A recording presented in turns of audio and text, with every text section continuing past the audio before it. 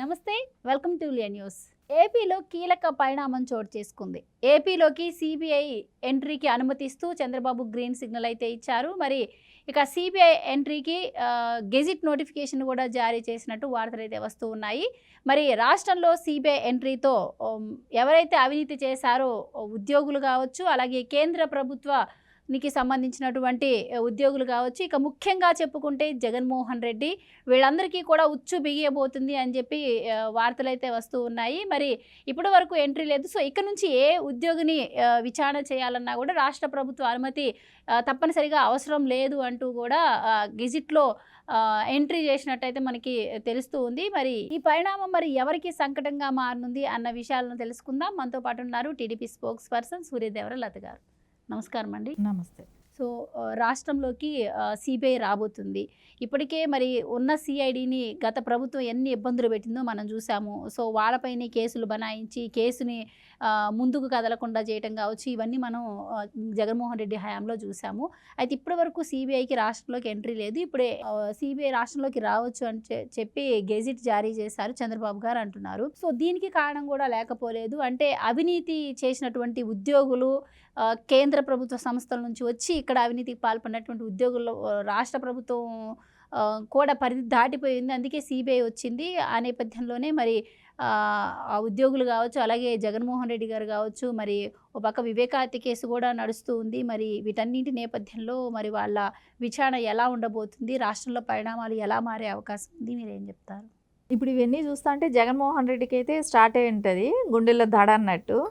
ఎందుకంటే జగన్మోహన్ రెడ్డి చేసిన అవకతవకలన్నీ ఇప్పుడు ఒక్కోటి బయట వస్తాయి. మొన్నటి వరకు అయితే సిబిఐ ఏపీలో ఎంటర్ అవడానికి లేకుండా ఉండింది. గతంలో 5 ఏళ్ళు అది అడ్డం పెట్టుకొని జగన్మోహన్ రెడ్డి విచ్చలవిడిగా తనని అన్ని ఏం చేసినా మనకు చెల్లుబాటు అవుతుంది అన్నట్టే ప్రవర్తించాడు. ఇప్పుడు సిబిఐకి అవకాశం రావటమే కానివ్వండి, అవినాష్ రెడ్డి మనం చూసాం, అవినాష్ రెడ్డి అరెస్ట్ కాకుండా ఉండటం కూడా దీనిలో ఒక భాగమే. సిబిఐకి అవకాశాలు లేకుండా చేశారు. స్టేట్ గవర్నమెంట్లో ఒక పరిధి వరకే వాళ్ళకి అవకాశం ఉంటుంది. ఇప్పుడైనా కూడా నారా చంద్రబాబు నాయుడు గారు కూడా అవకాశం ఎంతవరకు అని అంటే స్టేట్ గవర్నమెంట్తో సంప్రదించి సిబిఐ వాళ్ళు చేయాల్సిన డ్యూటీ వాళ్ళు చేసుకోవచ్చు, కానీ స్టేట్ గవర్నమెంట్తో సంప్రదించాల్సిన అవసరం అయితే ఇప్పుడు కూడా ఉంది. సెంట్రల్ గవర్నమెంట్ ఉద్యోగస్తులకే కానివ్వండి, ఇవన్నీ కూడా పరిధి లేదు. అంటే అంటే సెంట్రల్ గవర్నమెంట్ అంతా కూడా సిబిఐ కిందకి అంటే వస్తుంది కాబట్టి, సెంట్రల్ గవర్నమెంట్ కిందకి వస్తుంది కాబట్టి వాళ్ళు సెంట్రల్ గవర్నమెంట్ ఉద్యోగస్తులు ఎవరైతే ఉన్నారో వాళ్ళందరి మీద ఏ యాక్షన్ అయినా అంటే రేపు జరిగే అవకతవకలకన్నిటికీ సెంట్రల్ గవర్నమెంట్ జాబ్ చేసిన వాళ్ళందరికీ కూడా అది వర్తిస్తుంది. వాళ్ళు చేసిన అవకతవకలన్నీ కూడా ఒక్కోటి బయట వచ్చిన రోజు ఇది సిబిఐ కిందకి వాళ్ళు యాక్షన్ తీసుకునే అవకాశం అయితే ఉంటుంది. వాళ్ళు ఎంతసేపు స్టేట్ గవర్నమెంట్లో మనం ఈ స్టేట్లో ఉన్నాం కదా అవి రావేమో అనుకోవటానికి లేదు. ఖచ్చితంగా వాళ్ళు తీసుకునే యాక్షన్ అయితే ఇంకా సిబిఐ తీసుకుంటుంది. దీనిలో జగన్మోహన్ రెడ్డికి తొత్తులుగా పనిచేసిన వాళ్ళందరికీ కూడా ఈ రోజున అవి శాపంలాగా మారింది. వీటికన్నిటికీ వాళ్ళు ఖచ్చితంగా రేపొద్దున ఇవన్నీ ఫేస్ చేయాల్సిన అవసరం అయితే ఉంది. అయితే దీనిపై జగన్మోహన్ రెడ్డి అనుకూలంగా ఉండే వాళ్ళు ఎవరైతే ఉన్నారో వాళ్ళందరూ కూడా ఇది వాళ్ళ కోసమే, అలాగే జగన్మోహన్ రెడ్డి కోసమే సిబిఐని ఆహ్వానిస్తుంది మళ్ళీ ఏపీ గవర్నమెంట్ అని చెప్పి అంటున్నారు. మరి అది నిజమే అనుకోవచ్చా, మీరేం చెప్తారు? అంటే ఇక్కడ సిబిఐ చేయాల్సినవి కొన్ని ఉన్నాయి. ఎందుకంటే వివేకానంద రెడ్డి గారి హత్య కేసు తీసుకోండి, అది సిబిఐ చేతిలో ఉంది.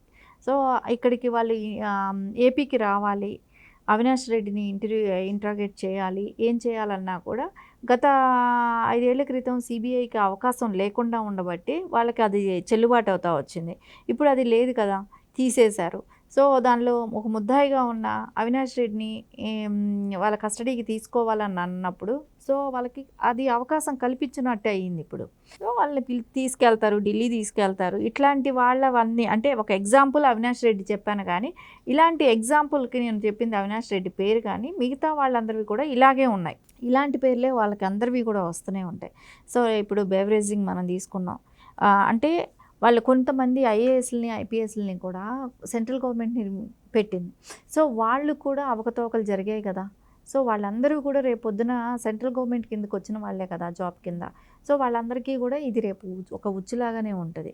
దీని నుంచి వాళ్ళు బయట రావాలంటే కష్టం. జగన్మోహన్ రెడ్డికి ఆల్రెడీ ఉన్న కేసులు కూడా ఉన్నాయి, ఈడీ కేసులు ఇలాంటివన్నీ కూడా ఉన్నాయి సెంట్రల్ గవర్నమెంట్కి సంబంధించినవి. అవన్నీ కూడా త్వరగతిన మళ్ళీ కంప్లీట్ అవ్వాల్సిన ఉంటాయి. ఏది ఏమైనా రేపు పొద్దున ఈ అంటే ఏపీ గవర్నమెంట్లో గత 5 ఏళ్లుగా వాళ్ళు చేసిన అవకతవకలకు అన్నిటికీ కూడా ఈ సిబిఐ రేపు పొద్దున ఏపీ గవర్నమెంట్లో ఎంటర్ అయిన దగ్గర నుంచి వీటికి అన్నిటికీ కూడా ఒక చెక్ పెట్టే అవకాశం ఉంది. వీళ్ళందరి కేసులు కూడా ఒక్కొక్కటి అయితే ఒక్కొక్కళ్ళ మీద ఉన్నటివన్నీ బయట వచ్చేస్తాయి. అందరూ ఇప్పుడు రేపు పొద్దున క్యూలు కడతారు ఢిల్లీకి, అందరూ అక్కడికి వెళ్ళటం. రాష్ట్రంలో చెప్పుకోదగ్గది ఏంటంటే వైఎస్ వివేక హత్య కేసు. హత్య జరిగినప్పుడు జగన్మోహన్ రెడ్డి గారే సిబిఐ ఎంక్వైరీ కావాలని అడగడం జరిగింది. మళ్ళీ అదే సిబిఐ ఎంక్వైరీ కోసం ఆయన చెల్లెలు సునీత వెళ్ళి అడిగితే మళ్ళీ దాని గురించి మాట్లాడకపోవడం కావచ్చు. ఈ 5 సంవత్సరాల్లో కూడా ఎప్పుడు సిబిఐని మీరన్నట్టు రాష్ట్రంలోకి తీసుకురాకపోవడం కావచ్చు. ఇవన్నీ చూస్తే కూడా మరి మొన్న ప్రభుత్వం మారాక అదే సునీత రెడ్డి గారు మళ్ళీ వచ్చి హోంమంత్రి గారిని కలవడం, హోంమంత్రి గారు కూడా మరి మా పరిధి మేరకు అంటే మేమేం చేయాలో చేస్తామని చెప్పి హామీ ఇచ్చారని కూడా మనం చూసాం మొన్న. సో అందులో భాగంగా కూడా సిబిఐ వస్తుందని అనుకోవచ్చా? అంతే కదా. ఇప్పుడు సిబిఐ రావటానికి కారణం ఒక అవినాష్ రెడ్డి కేసే కాదు, ఇంకా చాలా కేసులు ఉన్నాయి.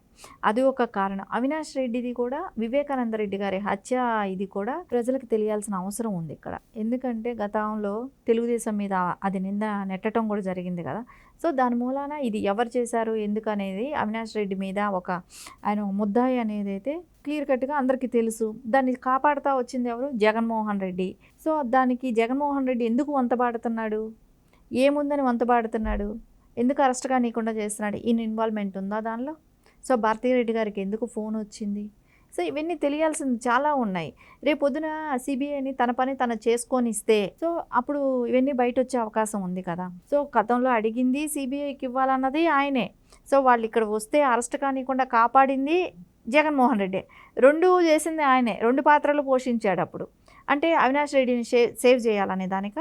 అందుకనే ఖచ్చితంగా ఇప్పుడు సిబిఐకి ఇవ్వటం కూడా మంచి పరిణామం. రేపు పొద్దున అవినాష్ రెడ్డి ఖచ్చితంగా అరెస్ట్ అయ్యే అవకాశాలు కూడా ఉన్నాయి. అయితే ఇప్పుడు ఈ గనుల శాఖలో అవినీతి కావచ్చు, మైనింగ్లో అవినీతి, అలాగే మద్యం కుంభకోణం కావచ్చు, ఇవన్నీ కూడా రేపు సిబిఐ పరిధిలోకి వెళ్ళే ఛాన్స్ ఉంటుందంట. ఎందుకు ఉండదు? ఉంటుంది కదా.